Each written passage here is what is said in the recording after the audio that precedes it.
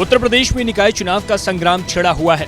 BJP के साथ मिलकर विधानसभा चुनाव 2022 में शानदार प्रदर्शन करने वाली अपना दल एस को निकाय चुनाव में उतनी तवज्जो नहीं मिली जितनी उनको उम्मीद थी। अपना दल के सूत्रों की माने तो अपना दल को केवल 3 सीट दिए जाने से अनुप्रिया पटेल खफा हैं।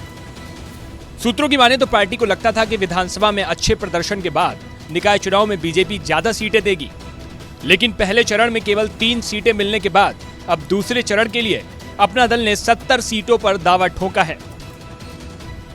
दरअसल यूपी में अपनी स्थिति को मजबूत करने के लिए अनुप्रिया पटेल की अगुवाई वाली अपना दल को तगड़ा झटका लगा है।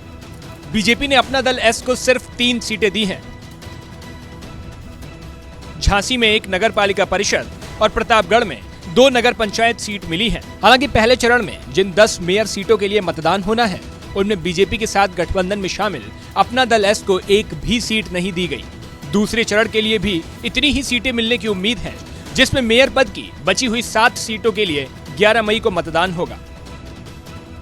अपना दल एस के सूत्रों ने कहा कि जमीनी स्तर पर अपनी उपस्थिति दर्ज कराने के लिए एक बड़े सहयोगी के साथ सीटों की संख्या को लेकर बातचीत चल रही है। सूत्रों ने कहा कि अपना दल एस ने दूसरे चरण में कम से कम 70 नगर पालिका और नगर पंचायत सीटों पर दावेदारी की तैयारी कर रही है।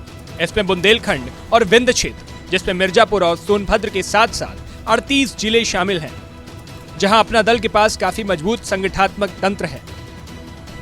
अपना दल एस ने 2022 के यूपी विधानसभा चुनाव में 17 सीटों पर चुनाव लड़ा और 12 पर जीत हासिल की थी।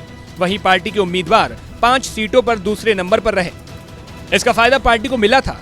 इससे पहले लोकसभा चुनाव 2019 में भी अनुप्रिया पटेल को 2 सीटों पर जीत मिली थी। यूपी में क्षेत्रीय पार्टी का दर्जा मिलने के बाद अब पार्टी की ताकत में भी इजाफा हुआ है। पार्टी को लगता है कि अब उसे पहले से ज्यादा सीटें मिलनी चाहिए।